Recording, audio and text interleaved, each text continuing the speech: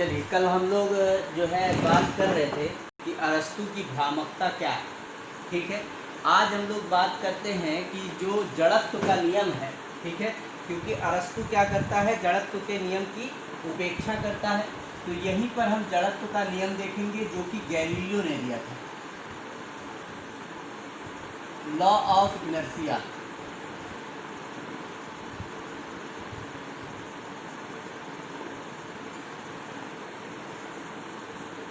ठीक है, तो गैलीलियो ने क्या किया, वस्तुओं की गति का अध्ययन जो है एक आनत तल पर किया, मतलब एक स्लोप पर किया। ठीक है,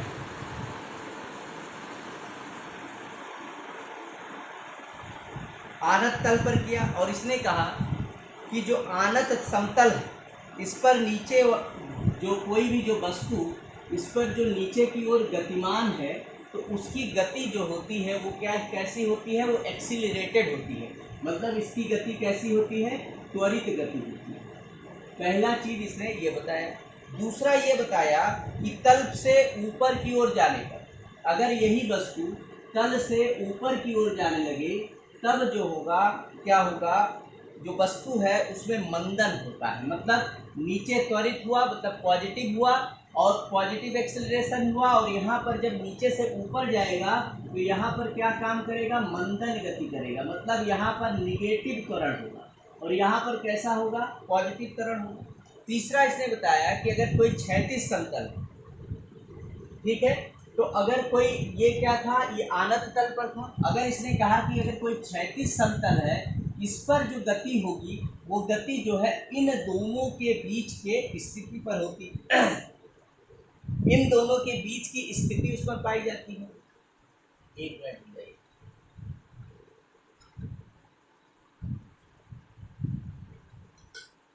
तो क्या दो तीन बातें वो बताता है गैलीलियो। कौन कौन सी बातें बताता है? पहले बताता है कि अगर किसी आनत तल पर या मतलब स्लोप पर कोई पिंड ऊपर से नीचे की ओर आती है, ठीक है, तो उस दौरान उसकी गति कैसी होती है, त्वरित गति होती है। जब किसी स्लोप पर नीचे से ऊपर की ओर गति करती है तो उसकी गति क्या होती है, मंदन गति होती है। और जब किसी समतल पर गति होती है तो ये समतल पर गति जो होगी वो इन दोनों के बीच की स्थिति पाई जाएगी।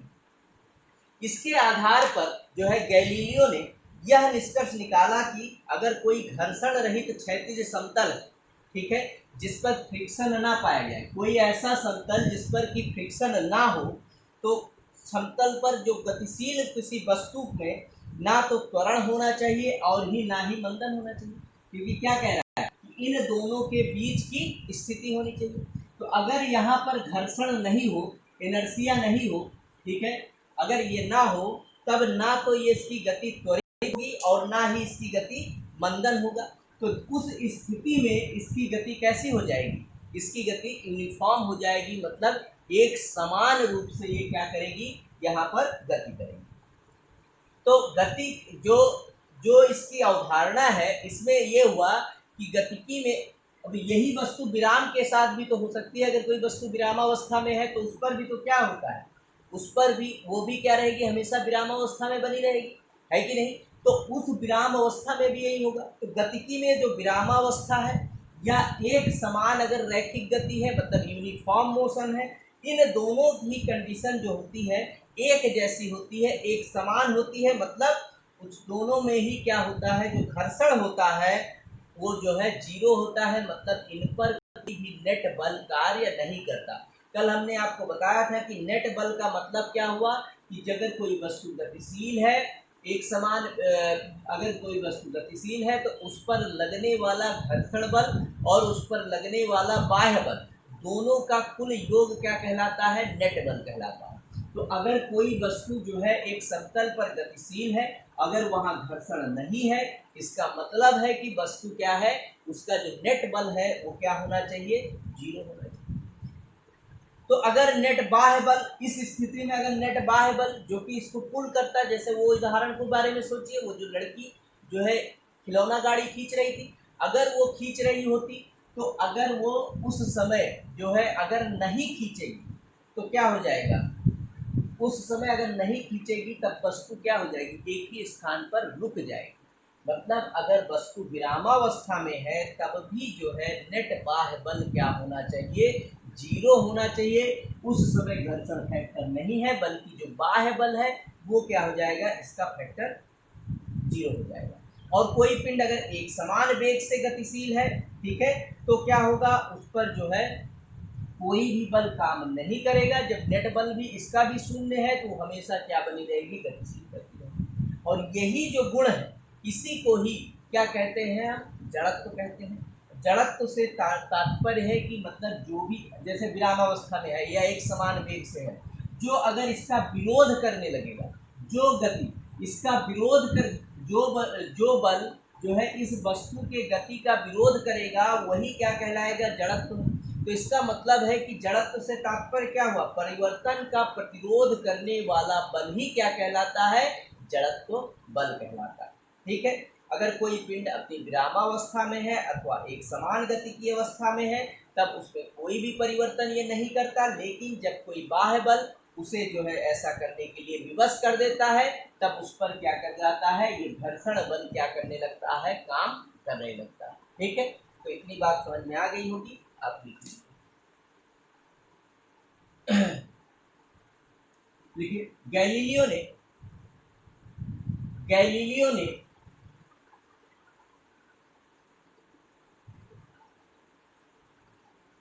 वस्तुओं की गति का अध्ययन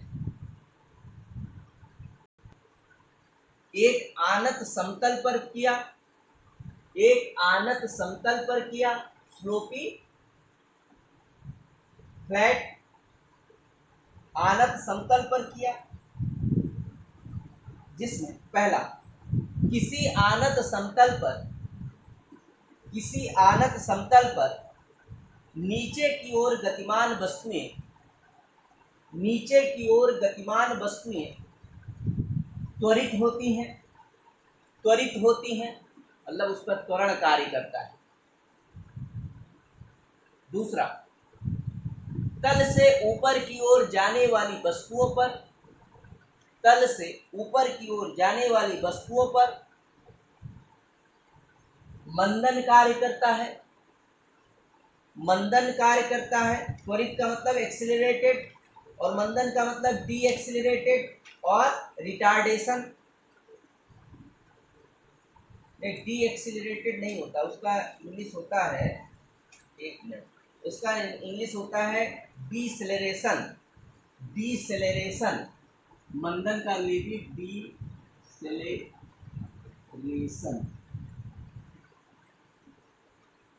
मंदन कार्य करता है।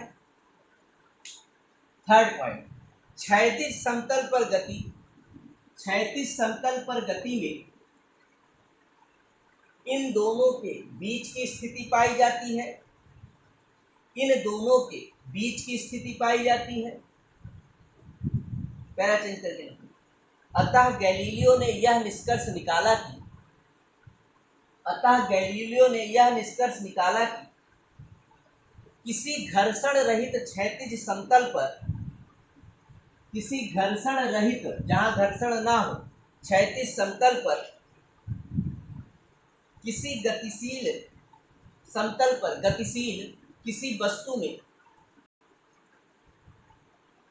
घर्षण रहित क्षैतिज समतल पर गतिशील किसी वस्तु में ना तो त्वरण होना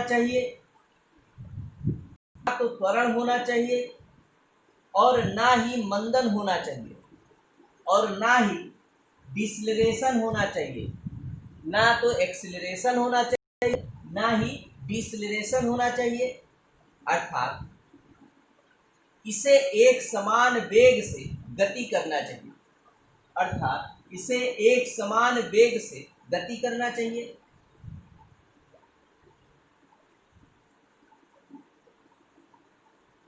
अगला पॉइंट, गतिकी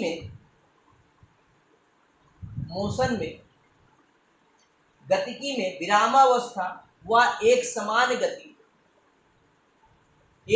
रैखिक गति, यूनिफॉर्म लीनियर मोशन, एक समान रैखिक गति की अवस्था, ब्रैकेट में लिखिए, अर्थात एक समान वेग से गति, अर्थात एक समान वेग से गति, ब्रैकेट बंद कर लीजिए, के तुल्य होती है। तुल्य होती है मतलब इक्वल होती है, बराबर होती है, क्योंकि दोनों ही घटनाओं में कोई नेट बल कार्य नहीं करता। नेट बल कार्य नहीं करता, तो यहाँ पर अपनी समझने के लिए नेट बल लिख लीजिए यहीं पर, कि नेट बल का मतलब ये हुआ, नेट फोर्स ये बराबर हो गया बाह्य बल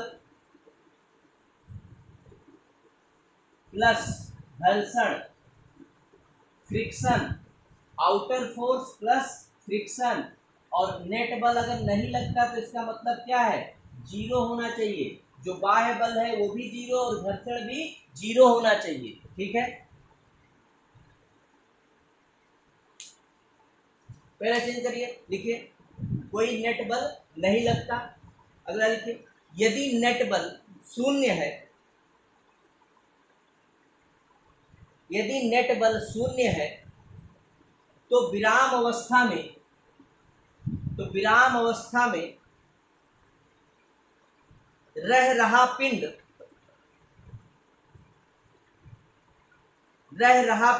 विरामावस्था में ही रहता है, विरामावस्था में ही रहता है,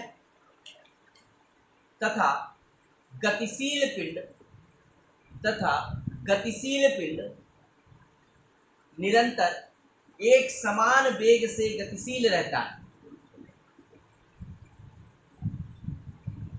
गतिशील पिंड निरंतर एक समान वेग से गतिशील रहता है।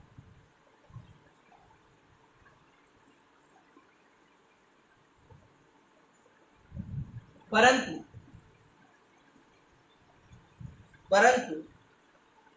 यदि नेट बल शून्य नहीं है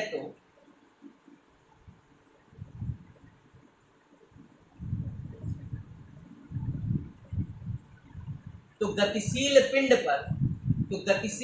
पर बाह्य बल कार्य करता है, जिस बल को जड़त्व कहा जाता है। अर्थात जड़त्व से तात्पर्य है कि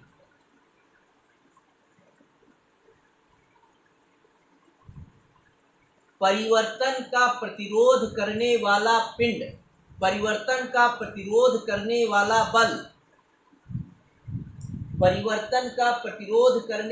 बल मतलब जब वस्तु गति कर रहा है तो उसको रोकने के लिए काम कर रहा है, तो उसका उसमें जो परिवर्तन हो रहा है, उस परिवर्तन का विरोध करने वाला बल क्या है, इनर्शिया है। ठीक, तो चलिए पैरा चेंज करिए। अतः कोई पिंड अपनी विरामावस्था अथवा एक समान गति की अवस्था में तब तक परिवर्तन नहीं करता है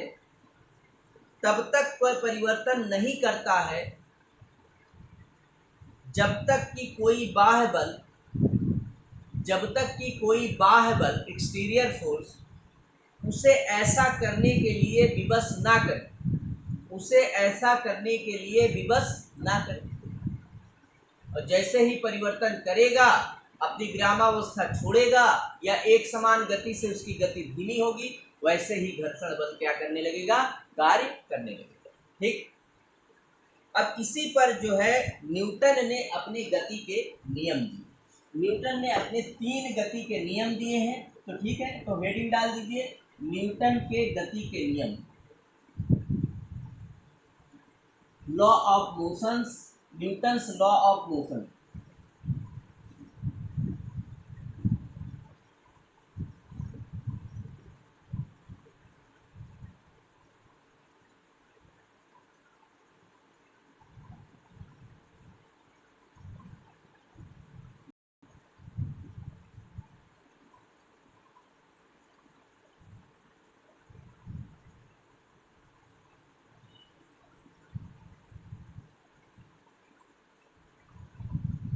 तो 3 नियम दिए हैं। पहले हम देखते हैं गति का प्रथम नियम,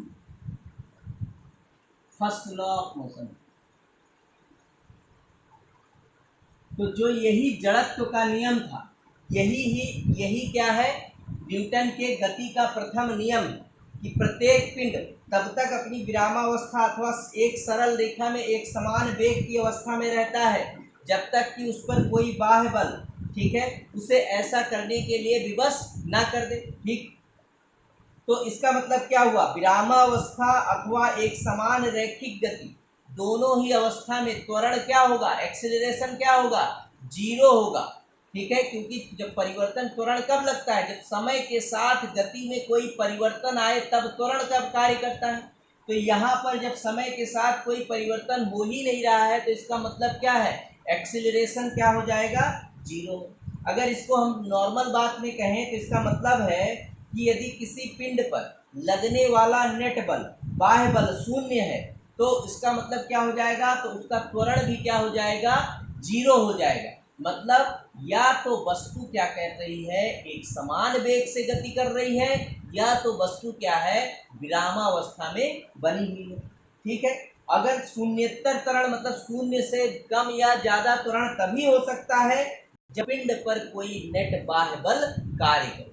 समझ रहे हैं। तो वस्तुओं की जो प्रारंभिक अवस्था है, चाहे वो विराम की अवस्था हो या गति की अवस्था में, इसमें जो है परिवर्तन नहीं होने की जो प्रवृत्ति है, कि मतलब अपने आप इसमें परिवर्तन नहीं होता, तो जो ये स्वतः परिवर्तन नहीं होने की जो प्रवृत्ति है, इसे ही जड़त्व कहा जाता है। इसीलिए न्यूटन के प्रथम गति के नियम को हम क्या कहते हैं, जड़त्व का नियम भी कहते हैं, लॉ ऑफ इनर्शिया। अर्थात बल वह कारक है जिसके द्वारा किसी वस्तु के विराम की अवस्था या गति की अवस्था में परिवर्तन किया जाता है। अतः जो प्रथम नियम है ये हमें बल की परिभाषा भी देता है। तो बल की परिभाषा क्या हो गया, बल वह कारक है जो किसी वस्तु के विराम अथवा गति की स्थिति में क्या करता है, परिवर्तन कर देता है, उसे ही हम क्या कहते हैं, बल कहते हैं। पहले इतनी बात लिख लेते हैं, तो फिर जो इम्पोर्टेंट है यहाँ पर इसका एग्जाम्पल्स इम्पोर्टेंट है, उनके बारे में हम बात करते हैं। चलिए पहला लिखिए, गति का प्रथम नियम है, प्रत्येक पिंड तब तक अपनी विरामावस्था, प्रत्येक पिंड तब तक अपनी विरामावस्था अथवा सरल रेखा में एक समान गति की अवस्था में, सरल रेखा में एक समान गति की अवस्था में रहता है जब तक कि कोई बाह्य बल इसे ऐसा करने के लिए विवश ना करे, इसे ऐसा करने के लिए विवश ना करे। अतः विरामावस्था या एक समान रैखिक गति की अवस्था में, विरामावस्था अथवा एक समान रैखिक गति की अवस्था में त्वरण का मान 0 होता है, एक्सीलरेशन की वैल्यू 0 होती है, त्वरण का मान 0 होता है। पैरा चेंज करके, अर्थात यदि किसी पिंड पर लगने वाला नेट बाह्य बल, यदि किसी पिंड पर लगने वाला नेट बाह्य बल 0 है तो उसका त्वरण 0 होता है, 0 होता है, एक्सीलरेशन 0 होता है, एवं शून्येतर त्वरण मतलब 0 से कम या 0 से ज्यादा, शून्येतर त्वरण तभी हो सकता है जब पिंड पर कोई बाह्य नेट बल कार्य करे, जब पिंड पर कोई बाह्य नेट बल कार्य करे। अतः वस्तुओं की प्रारंभिक अवस्था, ब्रैकेट में लिखिए विराम या गति की अवस्था, अतः वस्तुओं की प्रारंभिक व्यवस्था ब्रैकेट में विराम या गति की अवस्था में स्वतः परिवर्तन मतलब चेंज जो होता है, चेंजमेंट में स्वतः परिवर्तन नहीं होने की प्रवृत्ति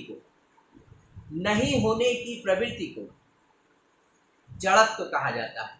ब्रैकेट में जड़त्व इनर्शिया कहा जाता है कि प्रवृत्ति को जड़त्व कहते हैं। इसीलिए न्यूटन के प्रथम नियम को भी जड़त्व का नियम कहा जाता है।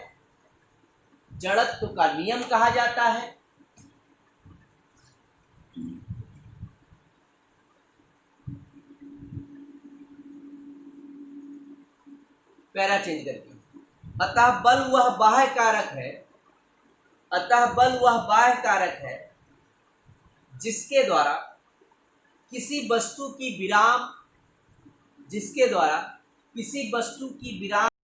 अथवा गति की अवस्था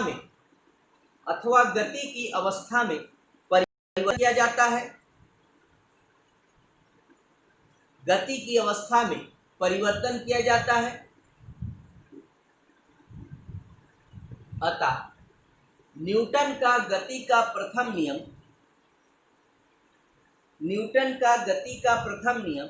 हमें बल की परिभाषा डेफिनेशन ऑफ फोर्स देता है।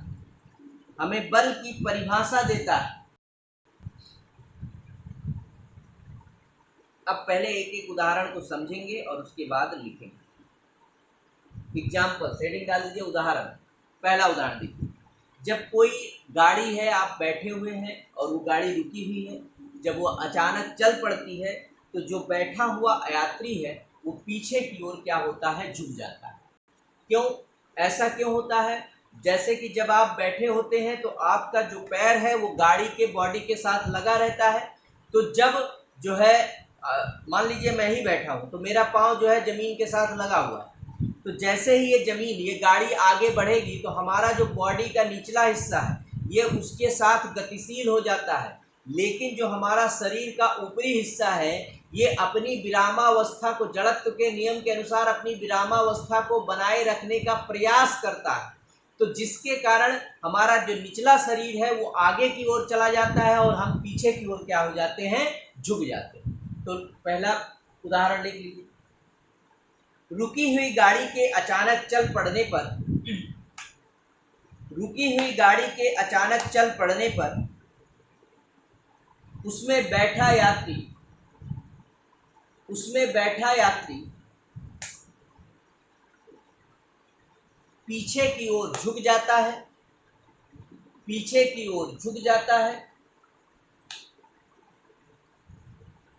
इसी तरह से कोई गाड़ी चल रही है, जब चल रही है तो अचानक से रुक गई। जब अचानक से रुक गई तो क्या होगा, व्यक्ति आगे की ओर गिर जाता है। क्यों?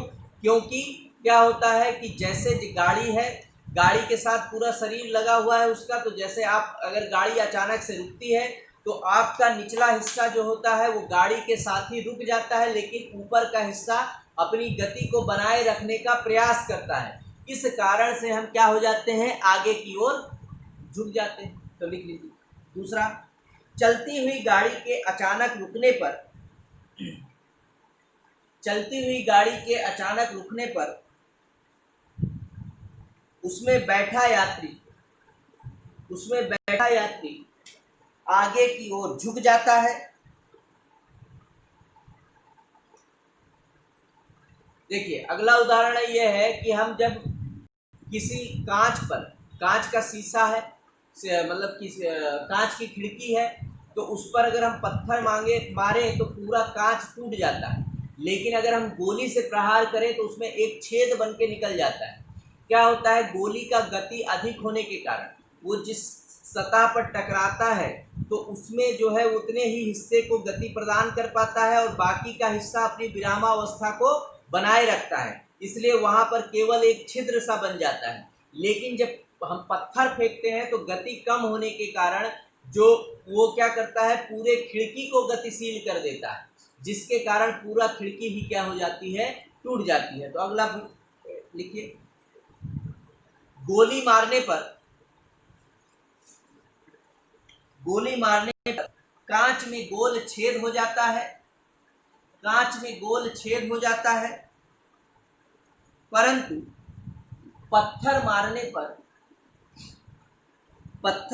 पर कांच के टुकड़े टुकड़े हो जाते हैं, कांच के टुकड़े टुकड़े हो जाते हैं।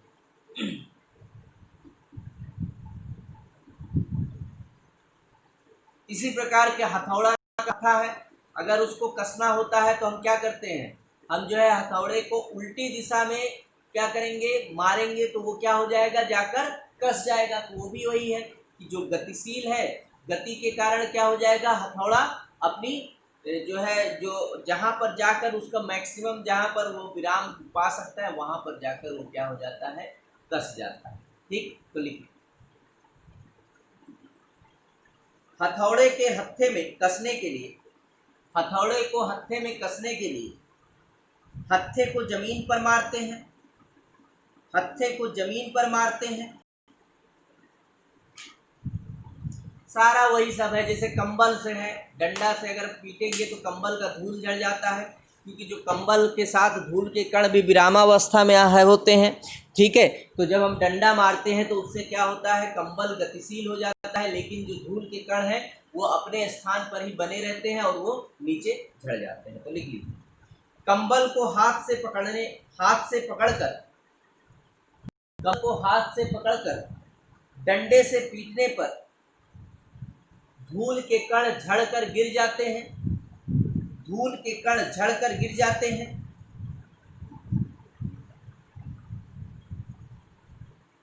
इसी प्रकार पानी के गिलास है भरा हुआ, उस पर एक पोस्ट कार्ड रखा और उसके ऊपर एक सिक्का रख दिया, तो पोस्ट कार्ड को जब हम पीट करेंगे तो पोस्ट कार्ड तो आगे चला जाएगा, लेकिन सिक्का अपनी विरामावस्था को बनाए रखने का प्रयास करेगा और वो पानी में क्या हो जाएगा, गिर जाएगा। तो अगला लिख लीजिए, यदि पानी से भरे गिलास के ऊपर, यदि पानी से भरे गिलास के ऊपर एक पोस्ट कार्ड और उस पर सिक्का रखें तथा पोस्ट कार्ड को बाहर की ओर झटका दे तो पोस्ट कार्ड आगे की ओर गिर जाता है, जबकि सिक्का गिलास में रखे पानी में गिर जाता है। इसी तरह से अगर पेड़ पे फल लगे हुए तो आप क्या करते हैं, डाल को ऐसे हिलाते हैं, तो जो फल है वो विरामावस्था में बने रहने का कोशिश करता है और डाल जो है हिल रही होती है, इसलिए वो उससे टूटकर अलग हो जाता है। तो लिख लीजिए, पेड़ को हिलाने से उसके फल टूटकर नीचे गिर पड़ते हैं। इसी तरह से एक लॉन रोलर है जो घास की जिससे कटाई करते हैं, तो उसको अगर गति में लाना है या गतिशील लॉन रोलर को रोकना है तो हमें अधिक बल लगाने की प्रयास करना पड़ता है। क्यों? क्योंकि वह अपनी विरामावस्था को बनाए रखने का प्रयास करेगा और जब गतिशील है तो अपनी गतिशील अवस्था को बनाए रखने का प्रयास करेगा। तो लिख लीजिए, एक लॉन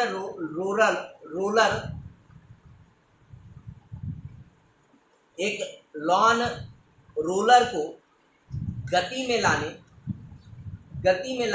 या एक गतिशील लॉन रोलर को विराम में लाने में अधिक बल की जरूरत पड़ती है,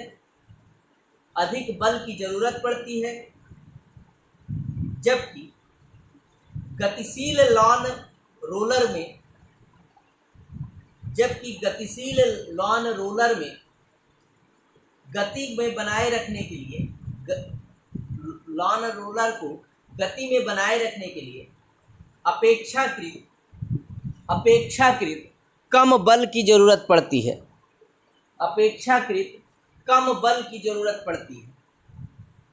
ठीक है। तो ये था न्यूटन की गति का प्रथम नियम। कल जो है हम लोग बात करेंगे न्यूटन की गति का द्वितीय नियम का और उसके बाद तृतीय गति का नियम, ठीक है। आज इस लेक्चर में इतना ही। उम्मीद करता हूँ आप लोगों को समझ में आया होगा। नहीं समझ में आएगा तो आपको जानते हैं कि आपको क्या करना है, ठीक है। हमको फ़ोन लगाना है, पूछना है। अगर एग्जाम्पल्स नहीं समझ में आए तो वहाँ पर भी आप पूछ सकते हैं। तो आज इस वीडियो में इतना ही। धन्यवाद।